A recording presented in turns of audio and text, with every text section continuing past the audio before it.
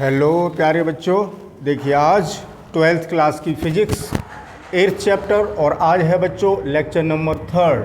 तो बच्चों आज के लेक्चर का टॉपिक रहेगा वैद्युत चुम्बकीय तरंगों के स्रोत, यानी आज हम पढ़ेंगे source of EM waves. EM waves बच्चों शॉर्ट में लिख दिया है इलेक्ट्रोमैग्नेटिक वेव्स। आपके चैप्टर का नाम क्या है? Electromagnetic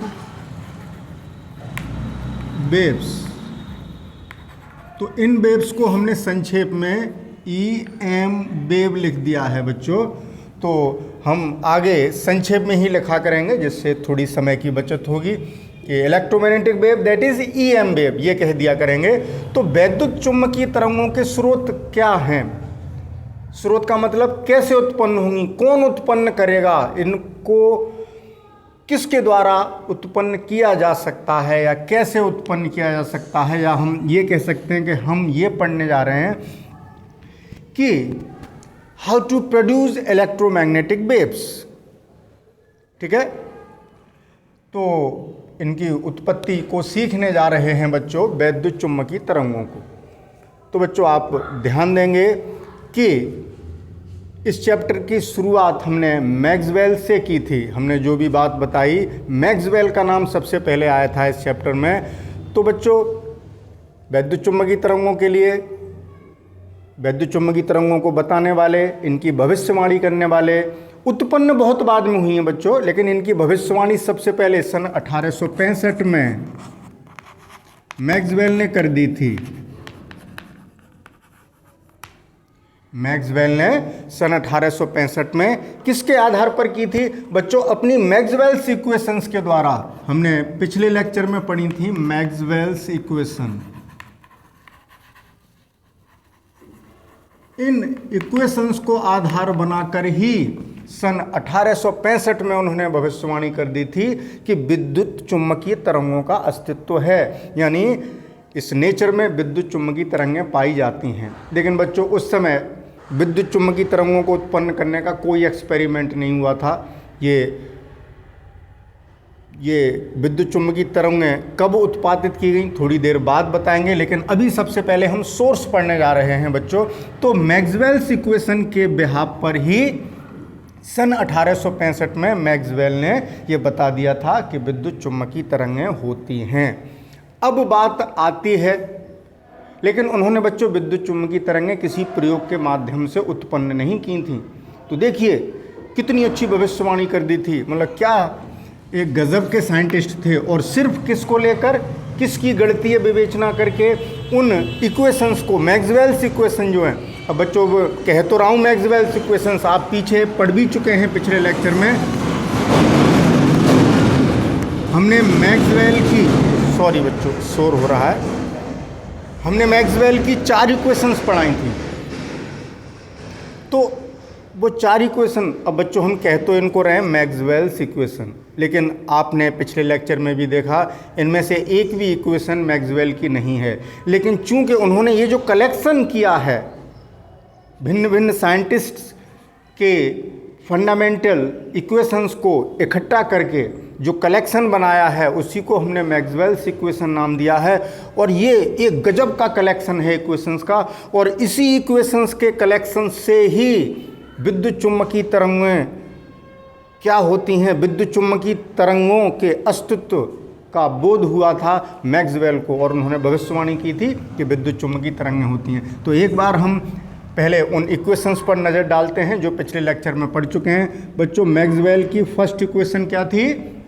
Gauss law in electrostatics, that is E dot D S close surface integration, यानी जो वैद्युत फ्लक्स है, अब मैं यहाँ डिटेल तो नहीं लिख रहा हूँ, equals to Q upon epsilon not.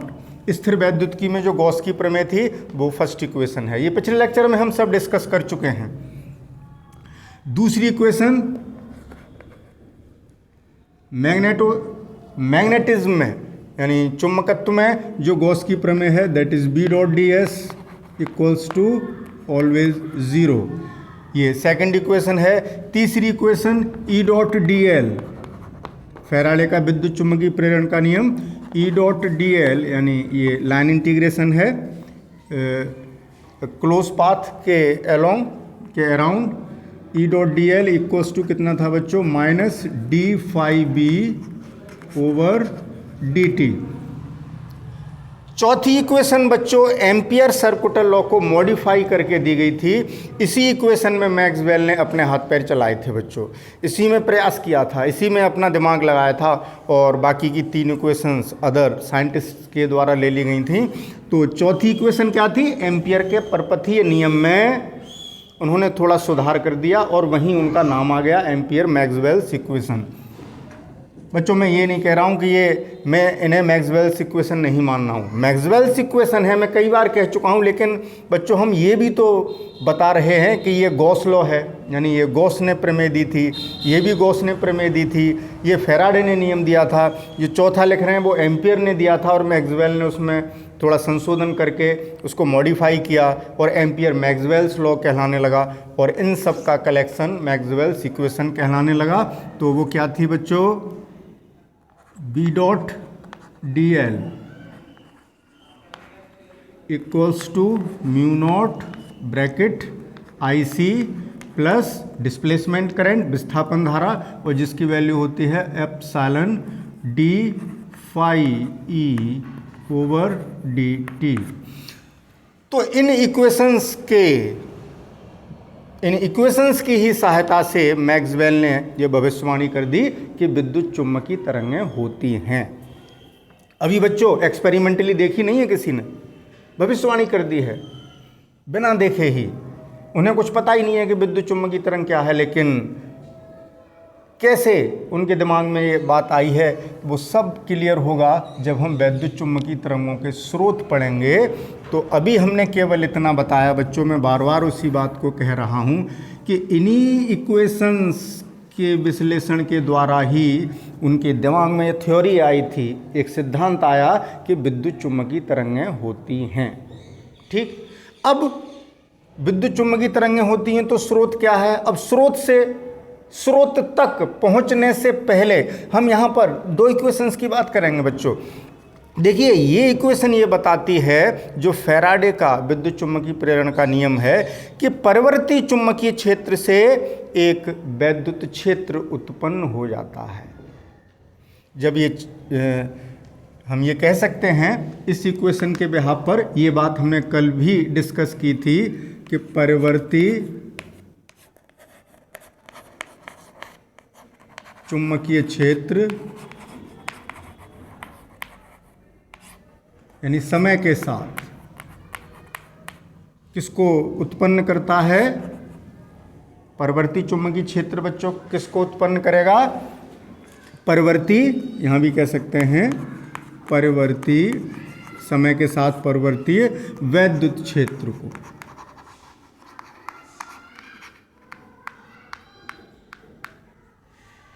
Clear, परिवर्ती चुम्बकीय क्षेत्र परिवर्ती वैद्युत क्षेत्र को उत्पन्न कर देता है, यानी ये हम ये कह सकते हैं कि टाइम वेरिंग, समय के साथ बदलने वाला, टाइम वेरिंग कौन सा, मैग्नेटिक फील्ड। ध्यान से समझते आना बच्चों, बड़ा इंटरेस्ट आएगा। मैग्नेटिक फील्ड जनरेट करता है किसको बच्चों, टाइम वेरिंग, समय के साथ परिवर्ती इलेक्ट्रिक फील्ड को,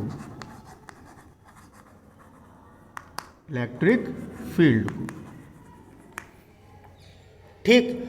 ये इक्वेशन ये बताती है कि समय के साथ जो परिवर्ती वैद्युत क्षेत्र है वो उत्पन्न करता है समय के साथ परिवर्ती चुम्बकीय क्षेत्र को, या ये कह सकते हैं एक ऑसिलेटरी, एक दोलनी चुम्बकीय क्षेत्र एक दोलनी वैद्युत क्षेत्र बना देता है। दोलनी ऑसिलेटरी, जैसे ऑसिलेटरी का मतलब जैसे बदल रहा हो टाइम के साथ, जैसे मैंने वैद्युत क्षेत्र मान लूँ इसे, या इलेक्ट्रिक मतलब वैद्युत क्षेत्र मान लूँ या चुम्बकीय क्षेत्र मान लूँ, ये समय के साथ टाइम बेरिंग है बच्चों, बदल रहा है यानी ऑसिलेशन कर रहा है, या इसको मैं दोलनी चुम्बकीय क्षेत्र कह सकता हूँ।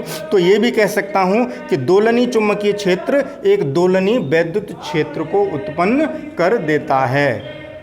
इस बात को कहाँ लिखें बच्चों, ये इक्वेशंस की अभी हमें ज़रूरत पड़ेगी, तो हम शॉर्ट में कह सकते हैं यहाँ क्या लिख सकते हैं बच्चों, दोलनी चुंबकीय क्षेत्र दोलनी वैद्युत क्षेत्र को उत्पन्न करेगा। और यहाँ से क्या पता लग रहा है कि परिवर्ती टाइम बेरिंग समय के साथ बदलने वाला वैद्युत क्षेत्र समय के साथ बदलने वाले चुंबकीय क्षेत्र को उत्पन्न करेगा। ठीक है ना, बात समझ में आ रही है बच्चों। Time varying electric field generate करेगा टाइम बेरिंग मैग्नेटिक फील्ड को, और time varying magnetic field generate करेगा टाइम बेरिंग इलेक्ट्रिक फील्ड को। इन बातों को मैं अभी यहाँ लिख दूंगा। अब बात यहाँ आती है, अब इस बात को हम थोड़ा सा रिवाइज करेंगे कि ये बात कहाँ से आई। कि देखें, समय के साथ परिवर्ती जो चुंबकीय क्षेत्र है वो वैद्युत क्षेत्र उत्पन्न कर रहा है, ये यहाँ से पता लग रहा है। और यहाँ से पता लग रहा है कि समय के साथ परिवर्ती वैद्युत क्षेत्र चुंबकीय क्षेत्र भी उत्पन्न करता है।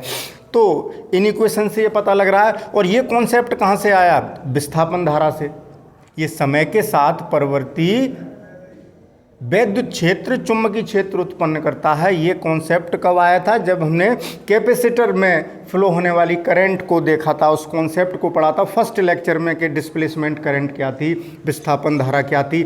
वहाँ हमने देखा था कि समय के साथ बदलने वाला वैद्युत क्षेत्र चुंबकीय क्षेत्र उत्पन्न करता है। ये बच्चों बार बार मैं ये बातें कह रहा हूँ क्योंकि इन्हीं बातों की ज़रूरत पड़ेगी ये सीखने के लिए कि विद्युत चुंबकीय तरंगों के स्रोत हैं क्या।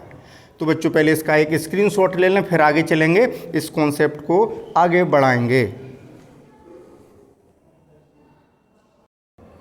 हाँ तो बच्चों अब आगे बढ़ते हैं। अभी हम ये देखेंगे कि टाइम बेरिंग जो इलेक्ट्रिक फील्ड है, समय के साथ परिवर्ती जो वैद्युत क्षेत्र है वो चुंबकीय क्षेत्र कैसे उत्पन्न करता है।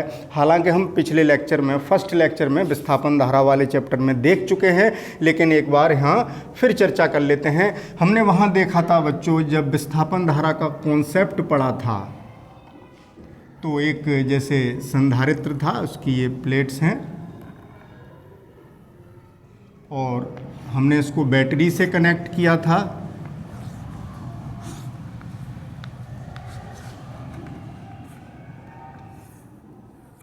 तो बच्चों इस समय संधारित्र की ये प्लेटें जो हैं, अब इन प्लेट्स को बच्चों मैंने ऐसे कहना चाहिए एक प्लेन प्लेट ले लिया है। आप प्लेट ये कैसी भी हो सकती हैं, सर्कुलर प्लेट भी ले सकते हो, उससे कोई फ़र्क नहीं है। ऐसे एक प्लेट में ये दिखा दूँ, एक प्लेट ये दिखा दूँ और ये सर्किट बना दूँ, ये भी कैपेसिटर है, ठीक है ना। कैसे ही, उससे कोई फ़र्क नहीं है। ये तो कॉन्सेप्ट आपको समझना है। प्लेट तो किसी भी आकृति की हो सकती हैं बच्चों। इनको हटा देते हैं क्योंकि हम अपने मूल कॉन्सेप्ट को सीखते हैं कि कैसे परिवर्ती वैद्युत क्षेत्र चुंबकीय क्षेत्र उत्पन्न कर रहा है। देखिए, परिवर्ती चुंबकीय क्षेत्र वैद्युत क्षेत्र उत्पन्न करता है, ये तो हमने विद्युत चुंबकीय प्रेरण वाले चैप्टर में बहुत अच्छे तरीके से सीख लिया है, ठीक है ना। और फिलहाल हम क्या देखने जा रहे हैं कि जो टाइम बेरिंग, सॉरी हिंदी में ही लिख देते हैं, आपको थोड़ा कन्फ्यूज़न होता है। समय के साथ परिवर्ती, परिवर्ती का मतलब समय के साथ ही है बच्चों। परिवर्ती वैद्युत क्षेत्र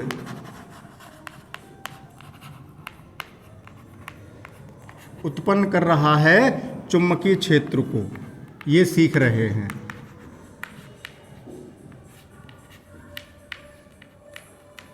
और एक बात ये पहले से ही सीख चुके हैं विद्युत चुम्बकीय प्रेरण में कि परिवर्ती समय के साथ परिवर्ती चुंबकीय क्षेत्र उत्पन्न कर देता है वैद्युत क्षेत्र। वही जो वैद्युत क्षेत्र उत्पन्न होगा वो भी समय के साथ ही परिवर्ती होगा, यानी वो परिवर्ती वैद्युत क्षेत्र उत्पन्न होगा। लेकिन हम संक्षेप में लिख देते हैं क्या उत्पन्न कर देता है, वैद्युत क्षेत्र।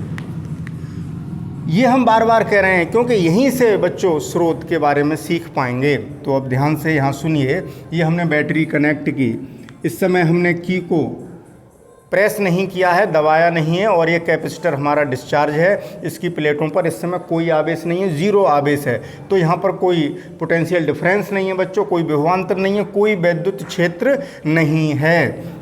लेकिन जैसे ही बच्चों हमने इस कुंजी को दबाया, ये कैपेसिटर की प्लेट्स चार्ज होने लगी, इस पर प्लस आवेश आने लगा, जैसे मैंने थोड़ा सा आवेश दिखाया, कुंजी को दबाते ही कैपेसिटर तुरंत ही क्विकली चार्ज नहीं होगा बच्चों, ग्रेजुअली चार्ज उस पर बढ़ेगा, धीरे धीरे चार्ज बढ़ेगा। तो चार्ज इस पर पॉजिटिव आया, इस पर नेगेटिव आया, इलेक्ट्रिक फील्ड आया। तो देखें यहाँ इलेक्ट्रिक फील्ड इस समय कैसा है बच्चों, कम है, क्योंकि चार्ज कम है। और चार्ज पहुँचा, चार्ज बढ़ा, ये नेगेटिवली चार्ज इस पर बढ़ा, तो इलेक्ट्रिक फील्ड और बढ़ा और करंट ऐसे फ्लो हो रहा है। ये कंडक्शन करंट थी बच्चों, जो चालन धारा जो वायर्स में बह रही है। ये पीछे पड़ चुके हैं बच्चों विस्थापन धारा में। तो जब कैपेसिटर चार्ज हो रहा है तो उस पर क्या हो रहा है बच्चों, आवेश बढ़ता जा रहा है, यानी ये जो वैद्युत क्षेत्र है वो बढ़ रहा है। कैसा हो रहा है, बढ़ रहा है, यानी चेंज हो रहा है, यानी परिवर्ती है। तो तभी तो बच्चों यहाँ एक कॉन्सेप्ट आया था विस्थापन धारा का। इसी परिवर्ती वैद्युत क्षेत्र ने, चूंकि क्षेत्र बदल रहा है, वैद्युत क्षेत्र बदल रहा है, वहाँ विस्थापन धारा उत्पन्न हुई और इस धारा को बच्चों हमने क्या नाम दिया था, ID, डिस्प्लेसमेंट करंट, विस्थापन धारा ID।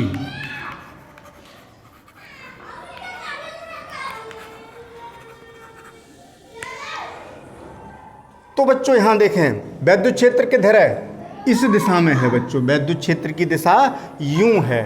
यानी जो यहाँ ध्यान से देखना बच्चों, जो मैं समझाने जा रहा हूँ बहुत मुश्किल होती है बच्चों। NCERT में तो शुरुआत कर दी एक लाइन से, जब आपने ये टॉपिक पढ़ेंगे NCERT बुक में वैद्युत चुम्बकीय तरंगों के स्रोत, वहाँ ये सब बातें नहीं समझाई जाएंगी। वहाँ सीधे कह दिया जाएगा कि एक त्वरित आवेश विद्युत चुम्बकीय तरंगें उत्पन्न करता है। कैसे उत्पन्न करता है, हम उस ओर बढ़ रहे हैं, धीरे धीरे चीज़ों को सीख रहे हैं, स्टेप बाय स्टेप। केवल एक लाइन से क्लियर नहीं हो जाती बात। तो यहाँ हम क्या कहना चाह रहे हैं बच्चों, ध्यान से समझें। यहाँ परिवर्ती वैद्युत क्षेत्र की दिशा है इधर E की डायरेक्शन ये हुई। अब यहाँ B उत्पन्न होगा बच्चों। अब B की दिशा कैसे देखेंगे, आप ये लॉ लगाएंगे इस तरीके से, यानी ऊपर से फील्ड लाइन्स ऐसे आ रही होंगी, ऐसे एंटर कर रही होंगी, यानी वहाँ से फील्ड ऐसे निकल के ऐसे एंटर कर रहा होगा इस दिशा में, ऐसे ही तो होगा। ऊपर से फील्ड लाइन्स आएंगी, इधर को जाएंगी, यानी यहाँ जो मैग्नेटिक फील्ड बना इधर बना, यहाँ मैग्नेटिक फील्ड बना वो अंदर की ओर बना, यानी रहा तो ऐसे ऐसे, यानी परपेंडिकुलर टू दिस। जो B प्रोड्यूस हुआ बच्चों, वो जैसे E की डायरेक्शन ये है तो B की डायरेक्शन ऐसे हो रही है। परिवर्ती जो मैग्नेटिक फील्ड उत्पन्न होगा वो इस डायरेक्शन में। तो ये एंगल आपको कितना दिख रहा है बच्चों, 90 का। आप देख रहे हैं ना, मैं ऐसे समझाता हूँ। E की डायरेक्शन ये और B की डायरेक्शन मैं आपकी तरफ बढ़ूँ, ये कितने का एंगल बना, 90 डिग्री का। तो E और B परपेंडिकुलर होंगे। आप आगे पढ़ेंगे बच्चों विद्युत चुम्बकीय तरंगों में कि E और B लंबवत होते हैं। वो बात मैंने यहाँ समझा दी कि परिवर्ती वैद्युत क्षेत्र ने जो चुम्बकीय क्षेत्र उत्पन्न किया वो लंबवत रहा, किसके, E की दिशा के, यानी E और B एक दूसरे से लंबवत रहे। या हम ये कह सकते हैं कि जैसे हमने ये E बना दिया तो B हम इधर बना सकते हैं, यानी परपेंडिकुलर होंगे E एंड B। वो यहाँ से हमने प्रूव कर लिया। तो हमने कौन सी बात प्रूव कर ली बच्चों, ये कि परिवर्ती वैद्युत क्षेत्र ने चुम्बकीय क्षेत्र, हाँ चुम्बकीय क्षेत्र, हमने डायरेक्शन भी देख ली क्योंकि धारा है और धारा चुम्बकीय क्षेत्र उत्पन्न करती है, उसकी दिशा भी हमने देख ली। इस वैद्युत क्षेत्र के लंबवत आ रही है चुम्बकीय क्षेत्र की दिशा, तो परिवर्ती वैद्युत क्षेत्र ने चुम्बकीय क्षेत्र उत्पन्न किया। और परिवर्ती चुम्बकीय क्षेत्र यानी जब कभी भी चुम्बकीय फ्लक्स में परिवर्तन होता है तो वहाँ एक प्रेरित विद्युत वाहक बल उत्पन्न होता है और वहाँ पर एक प्रेरित धारा बहने लगती है। आपने पढ़ा था विद्युत चुम्बकीय प्रेरण। तो विद्युत चुम्बकीय प्रेरण को दूसरे शब्द में कहें तो हम कह सकते हैं कि वहाँ चुम्बकीय क्षेत्र एक वैद्युत क्षेत्र उत्पन्न करता है। इन्हीं बातों को बच्चों हमें बड़े ध्यान से समझना है, अपने ध्यान में रखना है, जिससे हम स्रोत सीख पाएँ। अब NCERT बुक की लाइन की तरफ आगे बच्चों बढ़ेंगे, ठीक है ना। NCERT बुक आपकी क्या कह रही है, पहले इसका स्क्रीनशॉट ले लें, ये ध्यान रहेगा आपको कि हम क्या पढ़ रहे हैं। तो बच्चों अब स्रोत की तरफ बढ़ते हैं कि कैसे उत्पन्न हो सकती हैं। तो बच्चों अभी हमने देखा कि मैं फिर वही बात दोहराने जा रहा हूँ कि परवर्ती जो वैद्युत क्षेत्र है वो चुंबकीय क्षेत्र उत्पन्न कर देता है और परवर्ती चुंबकीय क्षेत्र वैद्युत क्षेत्र उत्पन्न कर देता है। तो इन क्षेत्रों को उत्पन्न कौन करता है बच्चों? हम अब जैसे वैद्युत क्षेत्र की बात करें तो हमारे दिमाग में क्या आना चाहिए? आवेश। देखें स्रोत की तरफ बढ़ रहे हैं, क्योंकि विद्युत चुम्बकीय तरंगों में बच्चों क्या होगा? वैद्युत क्षेत्र भी होगा, चुम्बकीय क्षेत्र भी होगा, और ये दोनों क्षेत्र लगातार उत्पन्न होते रहने चाहिए, तो बन जाएगी वैद्युत चुम्बकीय तरंग, क्योंकि अभी हमने देखा। तो अब इनका मूल स्रोत क्या हो सकता है? तो हम पहले पहुंचते हैं आवेश पर। अब आवेश किस अवस्था में है ये हमें विचार करना होगा। हमारे पास जो आवेश है, हमारे पास जो चार्ज है बच्चों, वो स्थिर भी तो हो सकता है, स्थिर आवेश। और इलेक्ट्रोस्टैटिक्स में आपने स्थिर वैद्युत की यानी फर्स्ट यूनिट में पढ़ा था कि स्थिर आवेश क्या उत्पन्न करता है? स्थिर वैद्युत क्षेत्र। इलेक्ट्रोस्टैटिक फील्ड पढ़ा था आपने।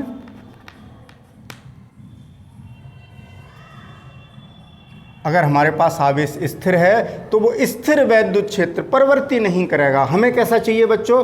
परिवर्ती, जिससे कि वो चुंबकीय क्षेत्र बना सके, और परिवर्ती चुंबकीय क्षेत्र बन गया तो परिवर्ती वैद्युत क्षेत्र बन जाएगा। तो ये काम होते रहना चाहिए।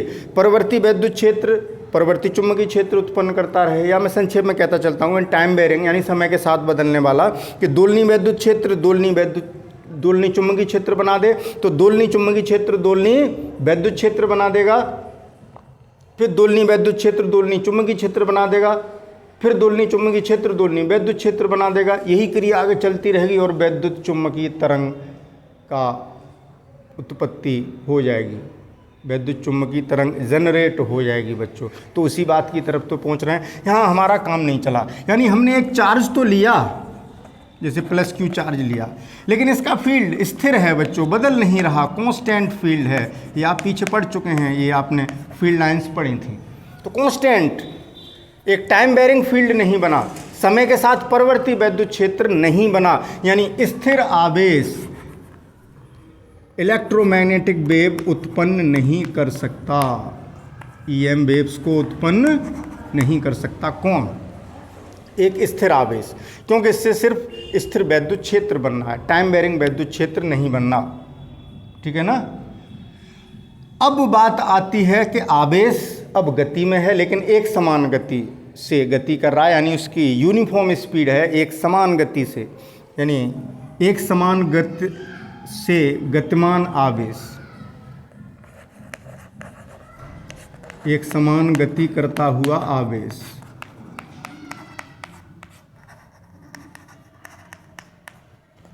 दूसरी कंडीशन, फर्स्ट केस हमने ये लिया, सेकंड केस एक समान गति करता हुआ आवेश है हमारे पास।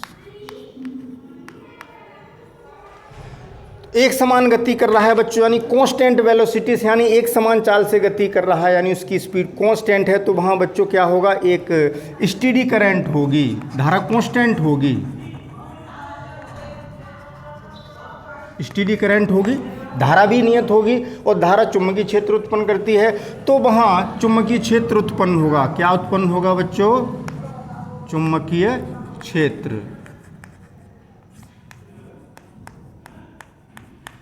लेकिन बच्चों ये चुंबकीय क्षेत्र भी समय के साथ परिवर्ती नहीं हुआ, तो हमारा काम नहीं चला। हमें कैसा फील्ड चाहिए था? समय के साथ बदलने वाला।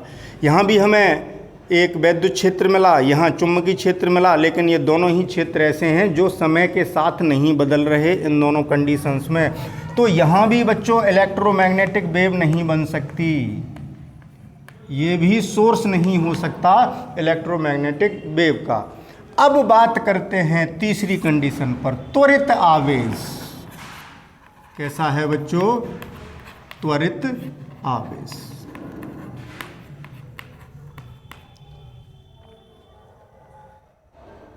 तो यही बच्चों कॉन्सेप्ट आ गया। आपसे अगर कोई पूछेगा कि वैद्युत चुंबकीय तरंगों का स्रोत क्या है, तो वो है बच्चों त्वरित आवेश।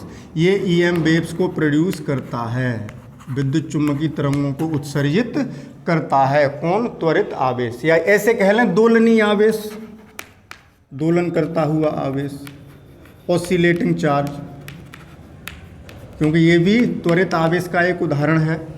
भाई ऑसिलेटिंग, आपने ऑसिलेशंस पढ़े, वैद्युत दोलन पढ़े।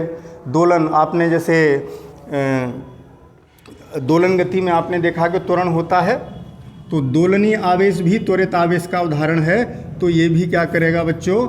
ईएम वेव उत्पन्न करेगा। वो इसी त्वरित आवेश का ही एक हम कह सकते हैं दोलनीय आवेश है।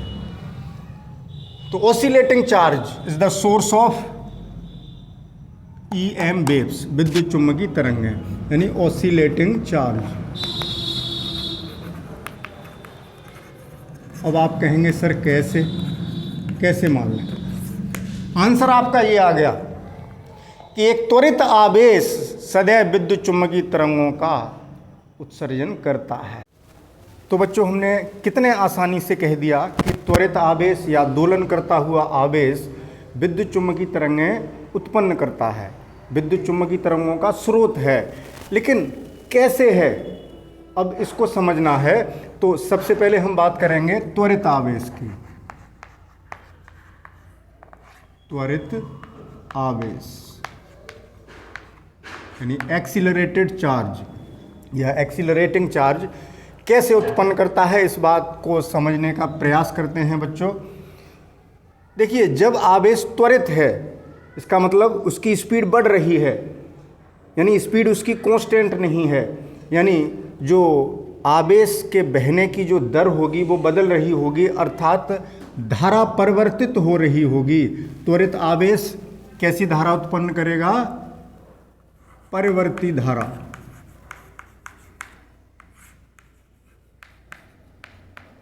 देखें, थोड़ी देर पहले हमने बताया था कि जब आवेश एक समान गति से बह रहा था या एक समान वेग से गति कर रहा था, तो उससे जो धारा उत्पन्न हो रही थी वो स्टीडी करंट थी, यानी एक समान धारा थी, यानी कांस्टेंट करंट फ्लो हो रही थी।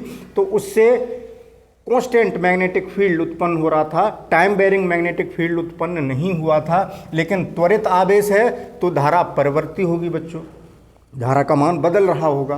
तो जब धारा परिवर्ती होगी तो इससे जो चुंबकीय क्षेत्र उत्पन्न होगा वो भी कैसा होगा? परिवर्ती चुंबकीय क्षेत्र। परिवर्ती चुंबकीय क्षेत्र उत्पन्न करेगा, यानी टाइम बेरिंग मैग्नेटिक फील्ड, यानी जो समय के साथ बदल रहा होगा, यानी परिवर्तीय चुंबकीय क्षेत्र। इसी की तो हमें आवश्यकता थी, क्योंकि हम पीछे पढ़ चुके हैं कि परिवर्ती चुंबकीय क्षेत्र परिवर्ती वैद्युत क्षेत्र उत्पन्न कर देगा। तो परिवर्ती चुंबकीय क्षेत्र हमें प्राप्त हो गया बच्चों, और ये क्या उत्पन्न करेगा? परिवर्ती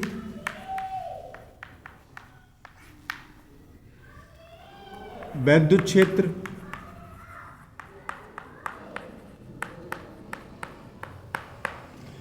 अब ये time varying electric field generate हो गया। अब ये परिवर्ती वैद्युत क्षेत्र क्या उत्पन्न कर देगा बच्चों? परिवर्ती चुंबकीय क्षेत्र। शॉर्ट में लिखते हैं। फिर ये क्या कर देगा बच्चों? परिवर्ती वैद्युत क्षेत्र।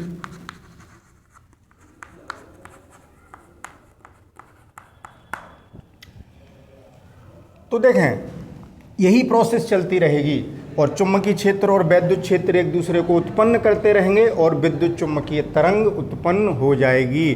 तो इस तरीके से बच्चों त्वरित आवेश क्या करता है? विद्युत चुंबकीय तरंग को उत्पन्न करता है, ईएम वेव को। ये बात समझ में आ गई।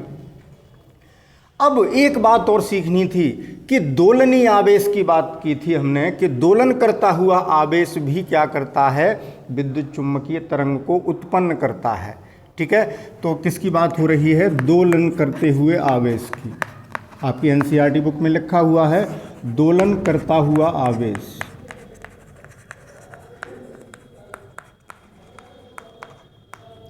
That is oscillating charge.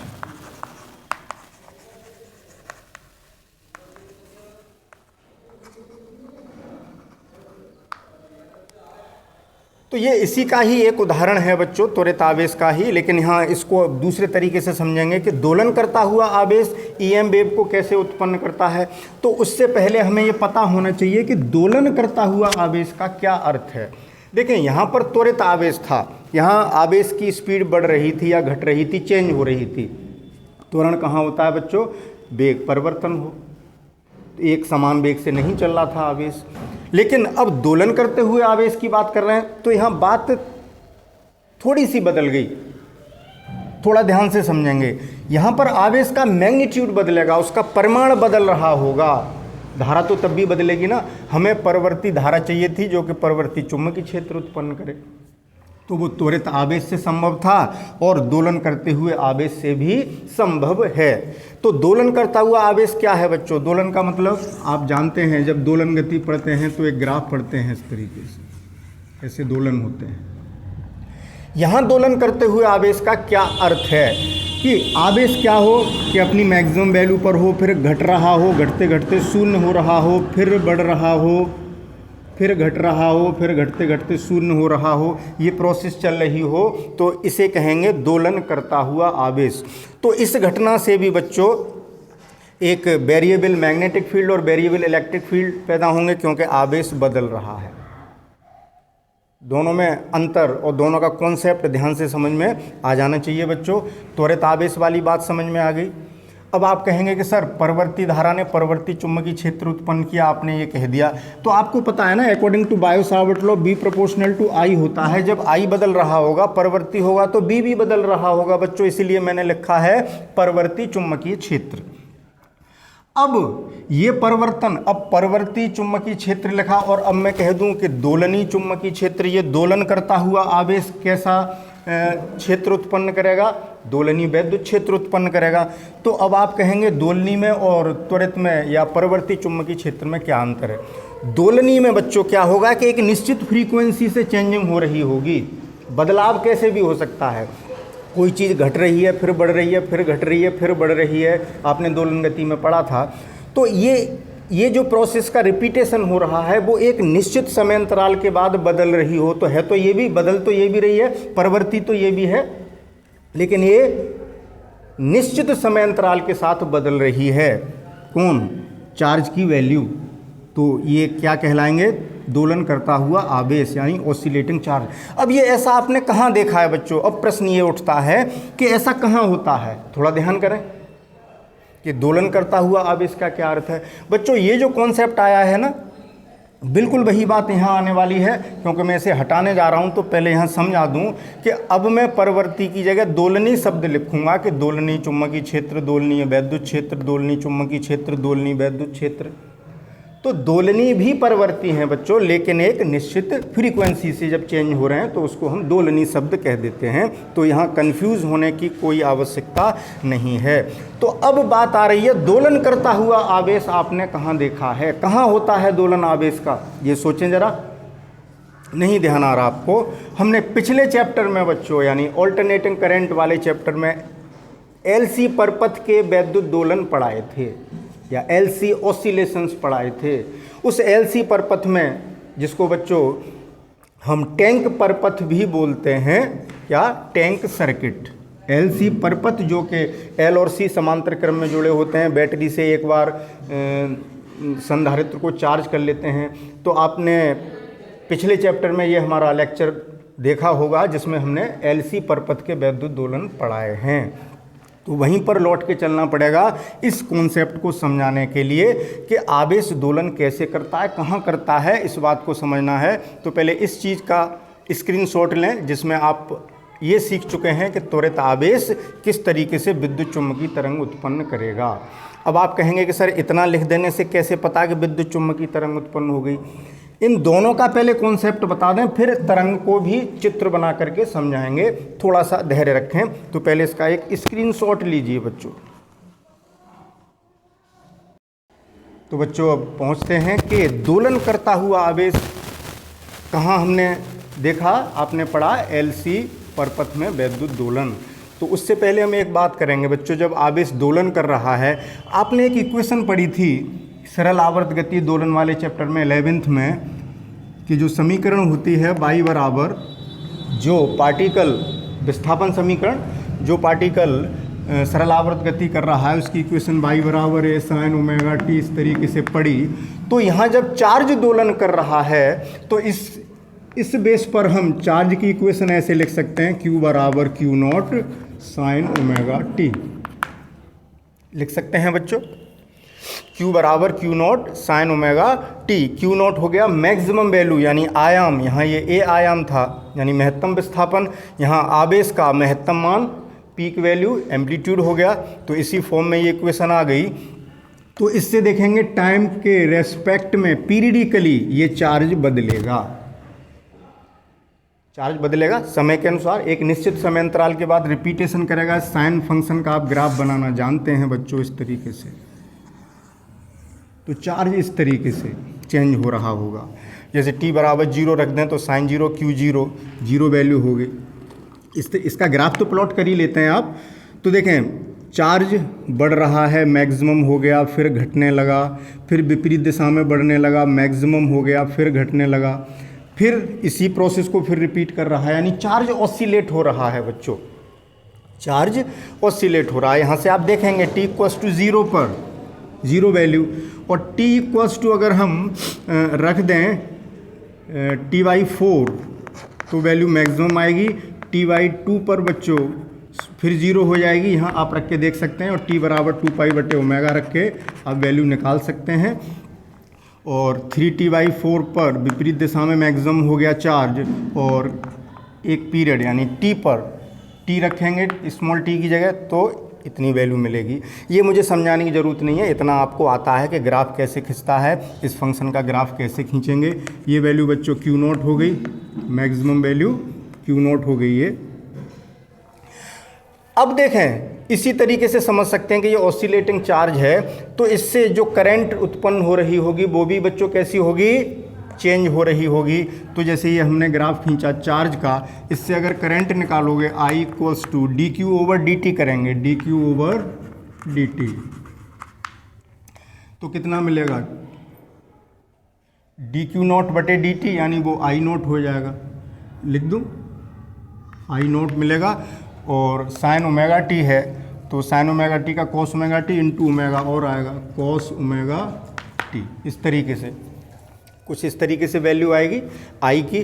तो यहाँ पर ये वैल्यू भी बच्चों कैसी हो रही है, बदल रही है टाइम के साथ, यानी करंट भी ऑसिलेट कर रही है। तो जैसे अगर हम इस करंट का ग्राफ खींचेंगे, ये कॉस फंक्शन हो गया, तो इस तरीके से वैल्यू मिलेगी बच्चों, यहाँ से स्टार्टिंग होगी, t इक्वल्स टू 0 पर मैक्सिमम वैल्यू मिलेगी, तो ग्राफ इस तरीके से आएगा। ये करंट के लिए ग्राफ हो गया, ये मैक्सिमम करंट हो जाएगी I0।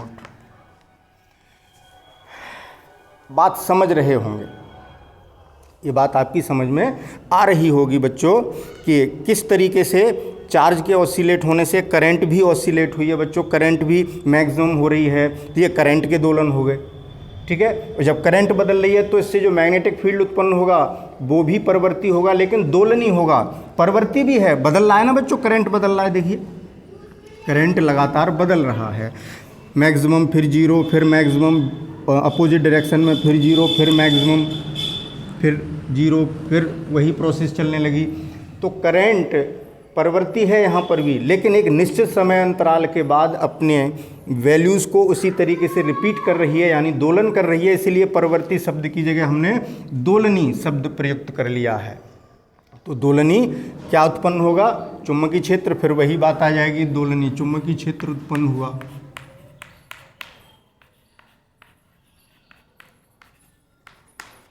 और दोलनी चुंबकीय क्षेत्र किसको उत्पन्न कर देगा, दोलनी वैद्युत क्षेत्र को।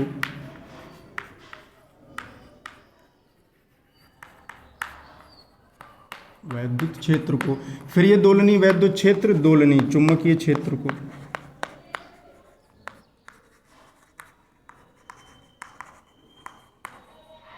यही प्रोसेस चलता रहेगा बच्चों। और एक क्षेत्र दूसरे क्षेत्र को, इलेक्ट्रिक फील्ड मैग्नेटिक फील्ड को, मैग्नेटिक फील्ड इलेक्ट्रिक फील्ड को जनरेट करता रहेगा और विद्युत चुम्बकीय तरंग आगे बढ़ती जाएगी, विकृत होती रहेगी। तो अब ये आया बच्चों कहाँ से, दोलन करते हुए आवेश से भी हमने दोनों क्षेत्र प्राप्त कर लिए, यानी विद्युत चुम्बकीय तरंग प्राप्त कर ली। ये ग्राफ बच्चों मैंने करंट के लिए खींचा, ये भी ऑसिलेटिंग थी और चार्ज भी ऑसिलेटिंग था। अब आप कहेंगे सर बात अभी क्लियर नहीं हुई, कि अभी हमारी समझ में नहीं आई कि दोलन तो समझ में आ गए, लेकिन ये दोलन है कहाँ। अभी मैंने थोड़ी देर पहले बताई थी बच्चों, आपने पिछले लेक्चर में पढ़ा था दोलन करता हुआ आवेश। तो अब मैं इसी कॉन्सेप्ट को दूसरे तरीके से समझाने की कोशिश करता हूँ बच्चों। एलसी दोलन वाले टॉपिक को संक्षेप में बताऊंगा, क्योंकि पीछे डिटेल में पढ़ा चुका हूँ। तो पहले इतना स्क्रीनशॉट लें।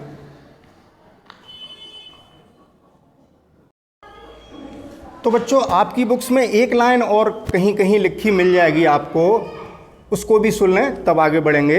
कि जब किसी परपथ में विद्युत धारा बहुत उच्च आवृत्ति से बदलती है तो विद्युत चुम्बकीय तरंग उत्पन्न होती है। अब आप कहेंगे कि सर आपने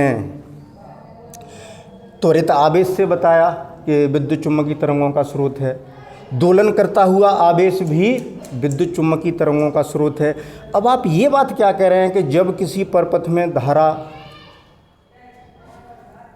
कुछ आवृत्ति से बदलती है या उच्च आवृत्ति से बदलती है तो विद्युत चुम्बकीय तरंग उत्पन्न होती है। वही तो बात है बच्चों। अभी मैंने ग्राफ बनाया था कि दोलन करता हुआ आवेश का ग्राफ बनाया था और करंट का ग्राफ बनाया था, तो वो आवर्ती रूप से ही तो बदल रही थी।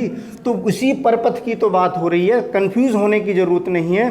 उनका मतलब भी वही है कि परपथ में धारा जब आवर्ती रूप से बदलती है या उच्च आवृत्ति से बदलती है, कुछ भी लिखा हो सकता है ऐसे, यानी आवृत्ति से बदलने का मतलब ऑसिलेटरी करंट हो गई, यानी टाइम के साथ एक निश्चित पीरियड के साथ अपने आप को घटा बढ़ा रही है, बढ़ती है, शून्य हो जाती है, फिर विपरीत दिशा में बढ़ती है, फिर शून्य हो जाती है, इस तरीके से।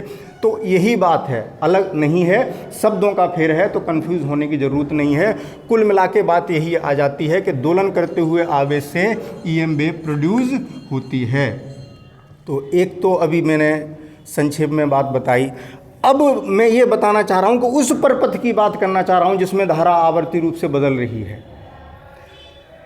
तो बच्चों वही बात है, तो वही तो है टैंक परपथ। कौन सा परपथ? टैंक परपथ कहते हैं इसको बच्चों।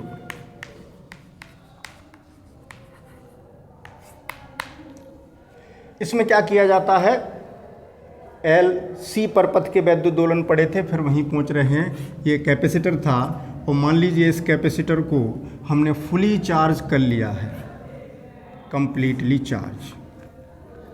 मैंने अलग से बैटरी का सोर्स नहीं दिखा रहा हूँ, एक यहाँ बैटरी बनाऊँगा, एक कॉइल बनाऊँगा, वो परपथ में पीछे बना चुका हूँ, लेकिन यहाँ संक्षेप में बताने जा रहे हैं।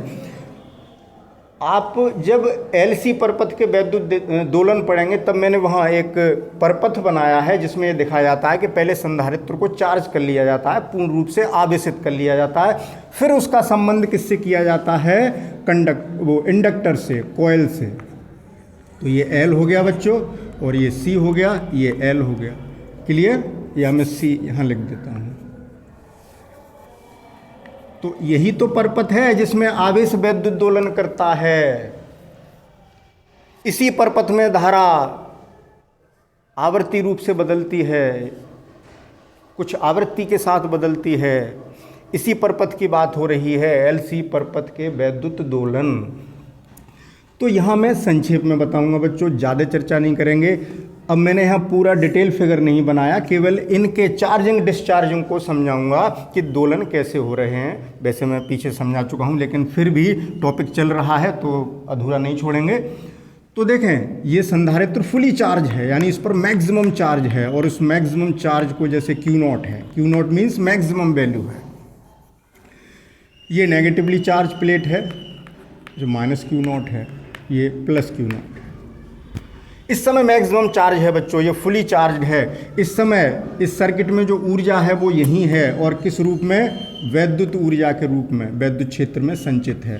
और वैद्युत क्षेत्र भी बच्चों इस समय मैक्सिमम है। ई भी कैसा है, मैक्सिमम है, यानी ई नोट कर देता हूँ। बात ध्यान से समझना, कॉन्सेप्ट समझ में आ जाएगा। अब हम इसको कुंजी को दबा देते हैं। कुंजी दबाती बच्चों क्या होगा कि ये आवेश डिस्चार्ज होना शुरू हो जाएगा, ये कैपेसिटर डिस्चार्ज होना शुरू होगा, इससे आवेश फ्लो होना शुरू हो जाएगा, करंट फ्लो होना शुरू हो जाएगी। इस समय करंट 0 है। तो आवेश जब घटेगा, कैसे घटेगा, ये कह सकते हैं कि करंट फ्लो होगी ना बच्चों, कि ये इलेक्ट्रॉन इस प्लेट से आकर के इस पॉजिटिव प्लेट पर आएंगे और इसको डिस्चार्ज करना शुरू करेंगे। तो जब इलेक्ट्रॉन इधर आएंगे तो करंट अपोजिट डायरेक्शन में फ्लो होगी। ये इलेक्ट्रॉन्स आ रहे हैं और इस पॉजिटिव चार्ज, क्योंकि पॉजिटिव चार्ज से इलेक्ट्रॉन अट्रैक्ट होंगे बच्चों, एक तरीके से ऐसे कह सकते हैं, ये नेगेटिव चार्ज यानी इलेक्ट्रॉन्स पॉजिटिव चार्ज की तरफ बढ़ना शुरू होंगे और इसको न्यूट्रलाइज, उदासीन करना प्रारंभ कर देंगे।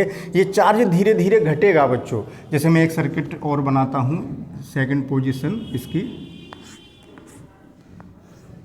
कुंजी दबी हुई है बच्चों, ये इंडक्टर है,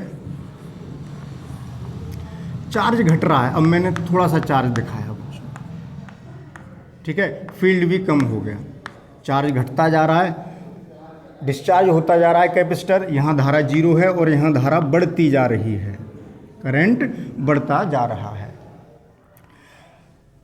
और इलेक्ट्रिक फील्ड बच्चों कैसा होता जा रहा है, देखो यहाँ ई की वैल्यू बच्चों मैक्सिमम है, यहाँ ई कैसा हुआ, कम हो रहा है यानी घट रहा है। और करंट बच्चों क्या हो रही है, बढ़ रही है।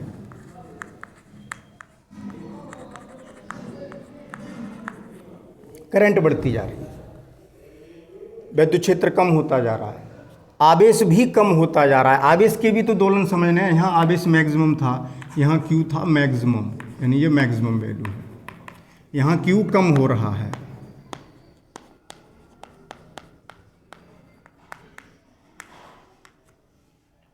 फील्ड भी कम हो रहा है, इलेक्ट्रिक फील्ड कम होता जा रहा है, आई बढ़ती जा रही है। फिर एक सिचुएशन ऐसी आएगी बच्चों कि ये कैपेसिटर फुली डिस्चार्ज हो जाएगा, फुली डिस्चार्ज यानी अब कोई चार्ज नहीं रहा, कोई फील्ड नहीं रहा, ई हो गया 0, चार्ज भी हो गया 0, लेकिन करंट हो गई मैक्सिमम आई नॉट। और इसमें जो वैद्युत ऊर्जा थी वो अब इस इंडक्टर में चुंबकीय ऊर्जा के रूप में संचित हो चुकी है। Half L I naught square, ये आपने पढ़ा है, half L I naught square maximum. यहाँ Q naught square upon 2c थी एनर्जी, यहाँ थी वैद्युत ऊर्जा Q naught square upon 2c, और यहाँ चुंबकीय ऊर्जा 0 थी। यहाँ जैसे जैसे चार्ज घट रहा था तो इसकी वैद्युत ऊर्जा भी घट रही थी और इसमें चुंबकीय ऊर्जा बढ़ती जा रही थी। यहाँ वैद्युत ऊर्जा 0 हो गई और यहाँ चुंबकीय ऊर्जा मैक्सिमम हो गई। एक प्रोसेस हुआ बच्चों, चार्ज बदला, फील्ड बदला, इलेक्ट्रिक फील्ड बदला। अब धारा मैक्सिमम हो चुकी है, लेकिन अब चार्ज समाप्त हो चुका है बच्चों, तो अब धारा भी समाप्त हो जानी चाहिए, धारा 0 हो जानी चाहिए। लेकिन ये प्रेरकत्व भी लगा है, ये उसको 0 नहीं होने देगा, क्योंकि धारा जब घटने का प्रयास करेगी तो ये क्या करता है बच्चों, वैद्युत चुम्बकीय प्रेरण का नियम या लेंज का नियम आपने देखा कि ये जो कुंडली है इसमें जो चुम्बकीय ऊर्जा स्टोर हो चुकी है ये क्या करती है, यहाँ पर प्रेरण की घटना करती है, वैद्युत चुम्बकीय प्रेरण की घटना। तो जब धारा अब घटने का प्रयास कर रही है तो ये उसको बढ़ाने की कोशिश करेगी। पढ़ा है ना कि विद्युत चुम्बकीय प्रेरण की घटना में, आपने पढ़ा है लेंज के नियम में, प्रेरित विद्युत धारा सदैव उस कारण का विरोध करती है जिससे वह स्वयं उत्पन्न होती है। तो यहाँ अब धारा मैक्सिमम हो चुकी है, अब घटना चाह रही है लेकिन ये उसको घटने नहीं दे रही। तो प्रेरण से प्रेरित विद्युत वाहक बल उत्पन्न हुआ, उसके कारण यहाँ धारा बहना शुरू होगी, उसी दिशा में ये धारा को धीरे धीरे घटने देगी। और अब जब धारा उसी दिशा में बह रही है तो ये चुम्बकीय ऊर्जा वैद्युत ऊर्जा में धीरे धीरे बदलना शुरू हो जाएगी बच्चों। और अगला प्रोसेस क्या होगा कि ये जो वैद्युत धारा है ये संधारित्र को चार्ज करने लगेगी, लेकिन अब पोलैरिटी बदल जाएगी। इस पर पॉजिटिव चार्ज आता जाएगा, इस पर नेगेटिव चार्ज आता जाएगा, यानी फील्ड भी बढ़ने लगा लेकिन विपरीत दिशा में। यहाँ शून्य हो चुका था लेकिन अब फील्ड विपरीत दिशा में बढ़ने लगा, ठीक है, और करंट उसी दिशा में फ्लो हो रही है। अभी बात समझ रहे हैं? मैं यहाँ दोलन समझाने की कोशिश कर रहा हूँ बच्चों, जिससे हम वहाँ तक पहुँच चुके हैं उस स्रोत तक, और ये बता सकें कि कैसे विद्युत चुम्बकीय तरंग बनेगी। तो ये बात वैसे हम बता चुके हैं, लेकिन फिर भी थोड़ा समझ लीजिए कि आपको फिर पिछला लेक्चर देखना पड़ेगा, ढूंढते फिरोगे। तो अब क्या है बच्चों, धारा घट रही है, धीरे धीरे कम होती जा रही है और चार्ज बढ़ता जा रहा है। चार्ज बढ़ने लगा, Q बढ़ने लगा, धारा कम होने लगी,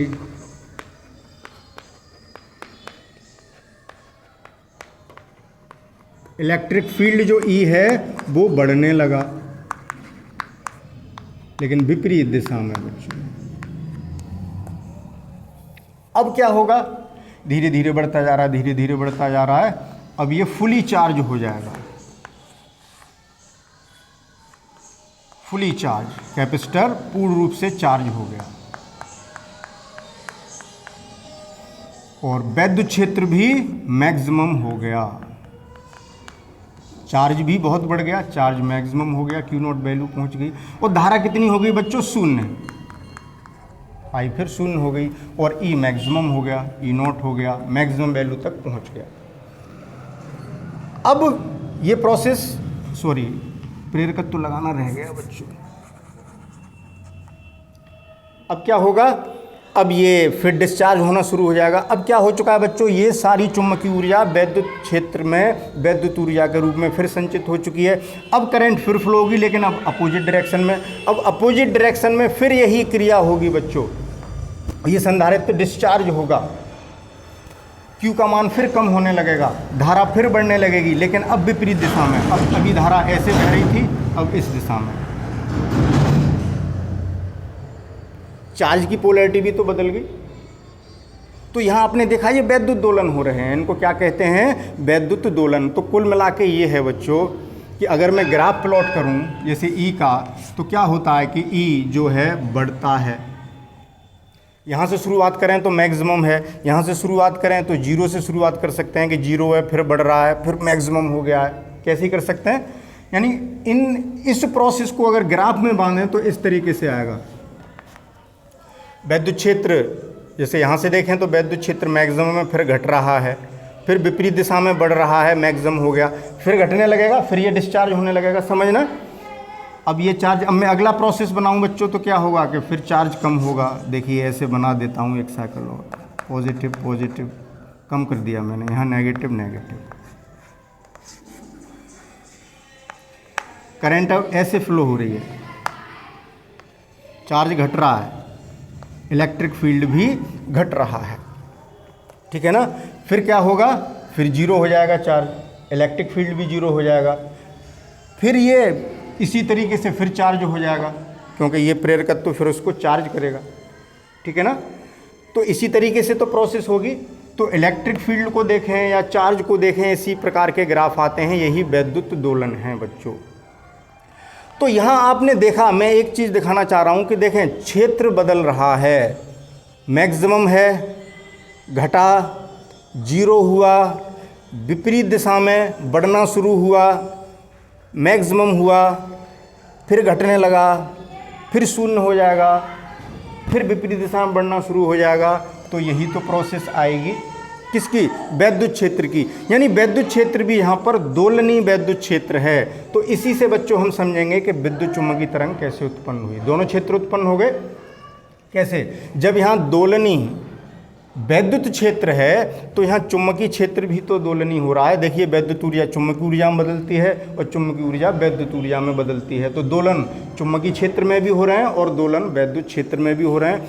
देखिए वैद्युत ऊर्जा चुम्बकीय ऊर्जा में बदली, यानी वैद्युत क्षेत्र चुम्बकीय क्षेत्र उत्पन्न करता है और फिर चुम्बकीय क्षेत्र फिर वापस वैद्युत क्षेत्र उत्पन्न कर देता है और यही प्रोसेस चलती रहती है।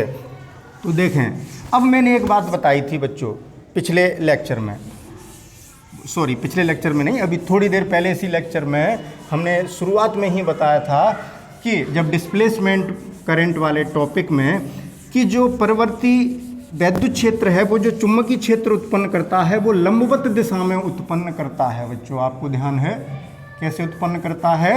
लंबवत दिशा में। इसको ढंग से साफ कर लें बच्चों, एक मिनट।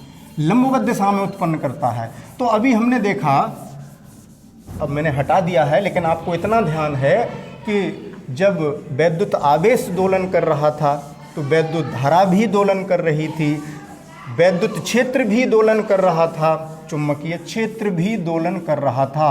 इस सब के पीछे मूल कारण क्या रहा? आवेश का दोलन करना। ठीक है, तो आपने ये देख लिया कि आप सोचते रहते कि सर ये दोलन करता हुआ आवेश क्या है, तो मैंने आपको ये समझा दिया कि आवेश दोलन कौन से सर्किट में करता है, कहाँ करता है, ये आपने देख लिया। और क्या होता है दोलन करना, तो आप सीख गए क्या है बच्चों दोलन करना।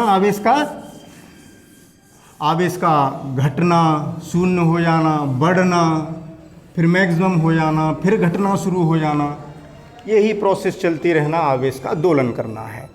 तो देखें बच्चों, अब हम यहाँ पर समझाते हैं कि विद्युत चुम्बकीय तरंग उत्पन्न कैसे होगी। अभी आपने जो मैंने सर्किट्स बनाए थे उसमें देखा था कि चुम्बकीय क्षेत्र दोलन कर रहा था, परिवर्ती रूप बदल रहा था। कैसे? शून्य भी था, किसी स्थिति में बढ़ना शुरू हुआ था, मैक्सिमम हो गया था, मैक्सिमम होके फिर घटना शुरू हुआ था, फिर ज़ीरो हो गया था, फिर विपरीत दिशा में बढ़ना शुरू हुआ था, मैक्सिमम हो गया था, और फिर उसी दिशा में घटना शुरू हो गया था, फिर शून्य हुआ था। तो देखें, इतने हिस्से की बात करते हैं अभी, इतने हिस्से की, इतने ये जो वैद्युत क्षेत्र है देखें बदल रहा है, यहाँ इतनी वैल्यू है, बढ़ रहा है, मैक्सिमम हो गया, फिर घटने लगा। तो परिवर्ती वैद्युत क्षेत्र यानी ये ई है, क्या उत्पन्न कर देगा बच्चों? परिवर्ती चुंबकीय क्षेत्र इसी तरीके का, लेकिन उसकी दिशा लंबवत होगी। जैसे ये इस तल में है तो वो हम इस तल में बनाएंगे, यानी अब ये तल तो मैं बच्चों आपको यहाँ दिखा नहीं सकता, बोर्ड पे बना नहीं सकता, तो 3 डायमेंशनल जैसे हम प्लॉट करते हैं उस तरीके से हम बनाएंगे। हम इस तरीके से कर देते हैं,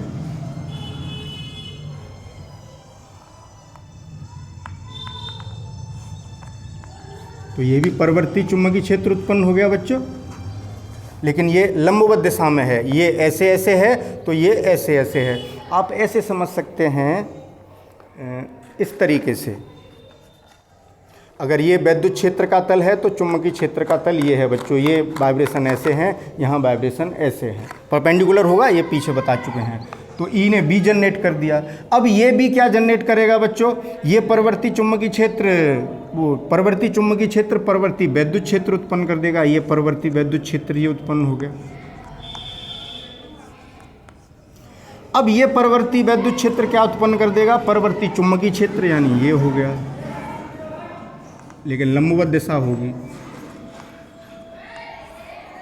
बच्चों जब आप कॉपी पर बनाएं इसको तो अलग अलग कलर से बनाना, वैद्युत क्षेत्र को अलग कलर से और चुंबकीय क्षेत्र को अलग कलर से, ऐसे ऐसे चलते जा रहे हैं बच्चों। ई और बी, ये ई, ये बी, ये सॉरी ये ई है,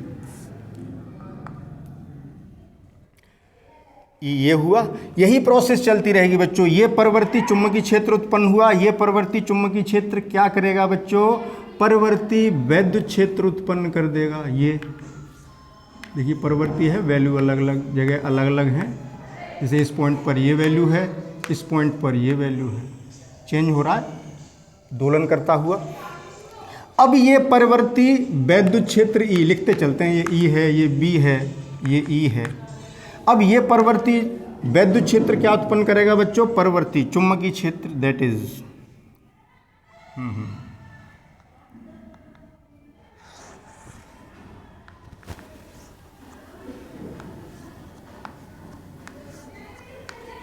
समझ रहे हैं? ये वेव आगे बढ़ रही है, कहीं मिस्टेक हो गई बच्चों क्या? नहीं, सही चल रहा है। थोड़ा 1 मिनट मुझे देखने दीजिए। दिस, हाँ थोड़ा सा हमने इसको पास कर दिया इसलिए देखने में लग रहा है फिगर को। ये वाली जो साइकिल है वो हमने इसके पास बना दी, थोड़ा आगे ले जाके ऐसे बनाते तो फिगर थोड़ा सा साफ लगता, ऐसा लग रहा है कंजस्टेड सा। लेकिन समझ गए आप बच्चों, ई बी उत्पन्न करता है, फिर बी ई उत्पन्न कर देता है, फिर ई बी उत्पन्न कर देता है, फिर बी ई उत्पन्न कर देता है, फिर ई बी उत्पन्न कर देता है, फिर बी ई उत्पन्न कर देगा, यही तो चलता रहेगा, फिर ई उत्पन्न हो जाएगा। इस तो मैं पहले इसको साफ कर दूं बच्चों, ये थोड़ा सा पास बन गया इसलिए फिगर थोड़ा देखने में सुंदर सा नहीं लग रहा। गलत नहीं बना है, लेकिन जो हमने ये इसकी हाफ साइकिल बनाई है वो थोड़ा नज़दीक बन गई बच्चों।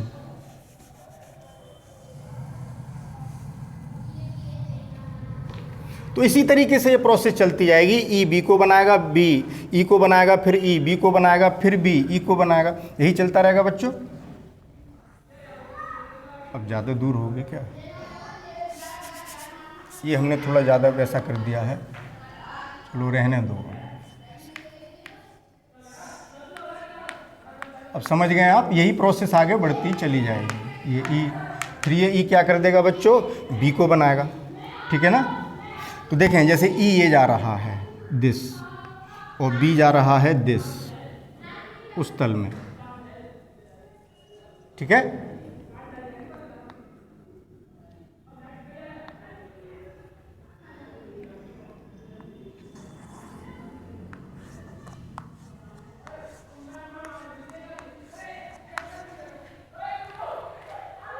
प्रोसेस समझ में आ रही है?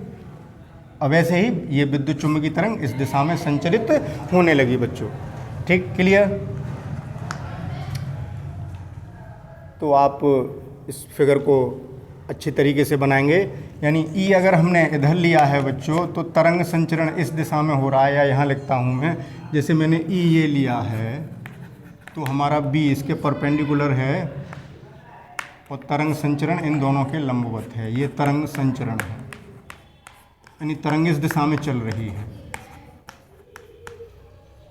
ई और बी के परपेंडिकुलर तीसरी दिशा में। जैसे अगर मैं इसको एक्स एक्सिस मान लूँ तो ये अगर वाई एक्सिस में ई है और जेड एक्सिस में बी है तो तरंग एक्स अक्ष की तरफ चल रही है बच्चों। तो ईएम वेव का आप एक फिगर बना लेंगे, ठीक है बच्चों, इसका स्क्रीनशॉट लें।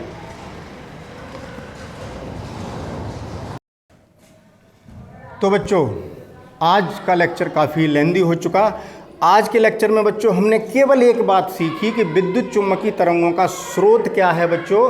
त्वरित आवेश, या ये कह लें कि दोलन करता हुआ आवेश। भाई त्वरित आवेश तो उत्पन्न करेगा ही करेगा, लेकिन प्रैक्टिकली जो हम विद्युत चुम्बकीय तरंग बनाएंगे वो दोलन करते हुए आवेश से उत्पन्न की जाएंगी। ये अभी तक सब थ्योरी चल रही है बच्चों, अभी तक का मतलब अब तक जितना आपने जो पढ़ा है, अभी तक हमने उस एक्सपेरिमेंट की बात नहीं की है, वो आगे अगले लेक्चर में करेंगे कि ये तरंग उत्पन्न कैसे होती हैं। तो वो एलसी ऑसिलेटर की सहायता से ही उत्पन्न होंगी बच्चों। तो हमारे लिए जो मेन बात है वो दोलन करता हुआ आवेश विद्युत चुम्बकीय तरंगें उत्पन्न करता है, और ये दोलन करता हुआ आवेश हमें कहाँ मिलता है बच्चों? एलसी परपथ में, ठीक है, जिसको हम टैंक परपथ कहते हैं। तो वहीं से विद्युत चुम्बकीय तरंगें उत्पन्न होती हैं। यहाँ हमने केवल अभी कॉन्सेप्ट पढ़ा, तो ध्यान रखेंगे त्वरित आवेश, दोलन करता हुआ आवेश, या ये कह लें कि किसी विद्युत परपथ में आवर्ती रूप से बदलती हुई धारा, ये सब क्या है? विद्युत चुम्बकीय तरंगें उत्पन्न करते हैं या विद्युत चुम्बकीय तरंगों के स्रोत हैं। अब बच्चों इस लेक्चर को हम यहीं समाप्त करेंगे, ज़्यादा बात नहीं करेंगे। अगले लेक्चर में हम क्या पढ़ेंगे उसको पहले बता देते हैं कि आज हमने स्रोत पढ़ लिए, लेकिन उत्पन्न कैसे होंगी उस प्रैक्टिकली उस एक्सपेरिमेंट की बात करेंगे। तो अभी ज़्यादा चर्चा नहीं, किस एक्सपेरिमेंट की बात करेंगे? 3 एक्सपेरिमेंट हैं, हर्ट्ज ने किया है, जगदीश बोस ने किया है, मार्कोनी ने किया है। तो इन तीनों एक्सपेरिमेंट्स के बारे में हम बात करेंगे कल कि उन्होंने किस तरीके से विद्युत चुम्बकीय तरंगों का उत्पादन किया। ओके, मिलते हैं कल इस नए टॉपिक के साथ। Okay, thank you for watching.